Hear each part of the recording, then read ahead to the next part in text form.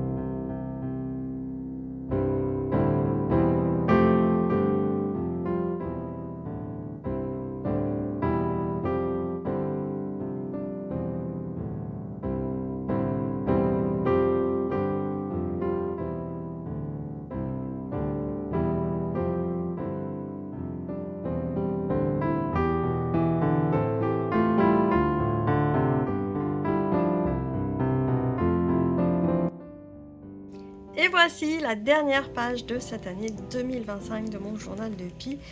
Ne t'en fais pas, il y en a encore quelques-unes qui m'attendent pour 2026. Peut-être que je changerai un petit peu le format. Pareil, ça fait partie des choses que je vais réfléchir ces prochains jours en profitant bien évidemment de ma famille, de prendre un peu de recul, de m'occuper aussi un peu de la maison.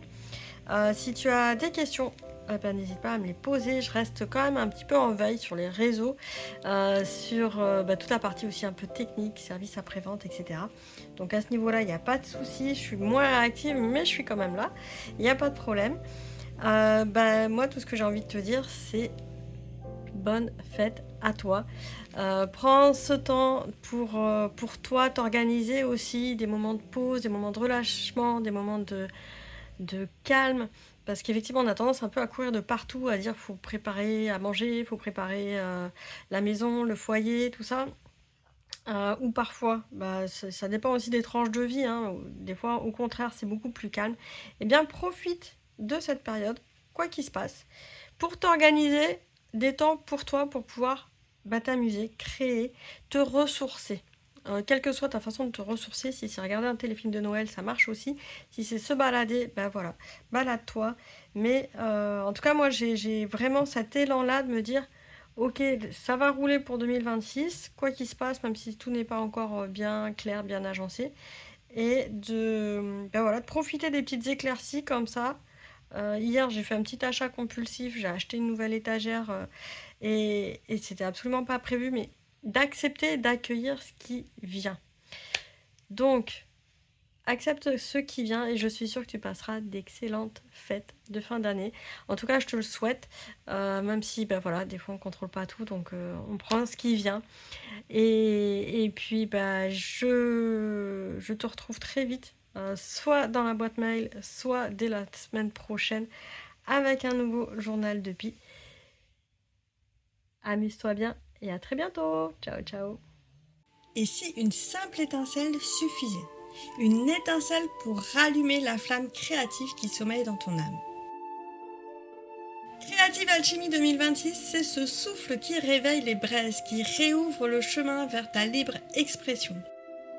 Plus de 18 artistes francophones t'invitent dans leur univers avec leurs couleurs, leurs gestes inspirés. Chacune apporte sa lumière, chacune offre son savoir et sa technique. Autant d'expériences pour sentir ton feu intérieur reprendre vie. Laisse ta créativité artistique s'embraser à nouveau, découvre l'événement et commence ton voyage avec l'expérience zéro offerte dès maintenant. Creative Alchemy 2026, le pèlerinage annuel des créatifs.